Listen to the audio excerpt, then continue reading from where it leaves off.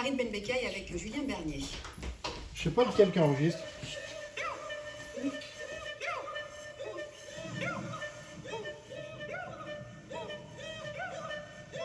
Des années que depuis cette lucarne, il s'amuse de la lenteur du monde.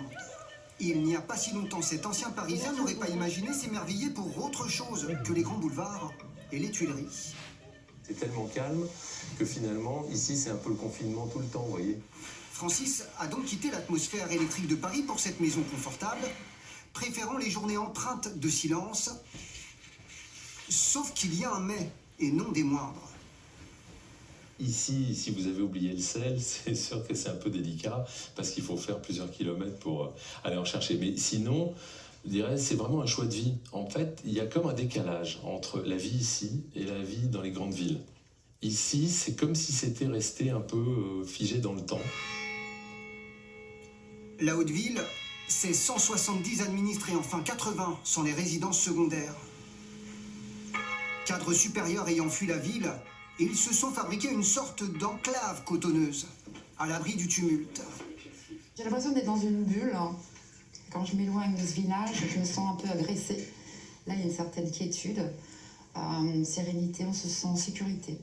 Hier, je faisais en Seine-Saint-Denis, ça m'a un petit peu agressée, ce bruit. Clairement, c'est un choix totalement assumé et on retrouve une vraie sociabilité dans un village de ce type-là. Parce qu'il y a beaucoup d'anciens Parisiens, de gens qui travaillent sur Paris, qui se retrouvent ici. Donc finalement, on est sur la même longueur d'onde. À tel point que pour se fabriquer cette bulle, les riverains font tout simplement appel à lui. Lionel, c'est leur agent de sécurité, avec toute la panoplie. Bon, celle-là, elle porte très loin.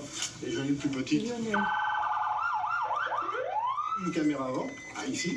Si jamais je vois ce qui s'est passé tout à l'heure, là, je peux redéfilmer un petit film qui dure 5 minutes. Et si jamais il y a un événement majeur, ça permet de garder une trace, aussi bien pour les forces de l'ordre, si jamais... Ici, tout le monde le surnomme le shérif.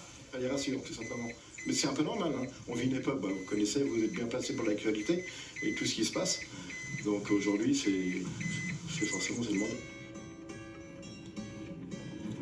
La commune est ainsi restée telle que naguère. Explication avec monsieur le maire, 43 ans de mandat et seulement 10 permis de construire accordés comme celui-ci.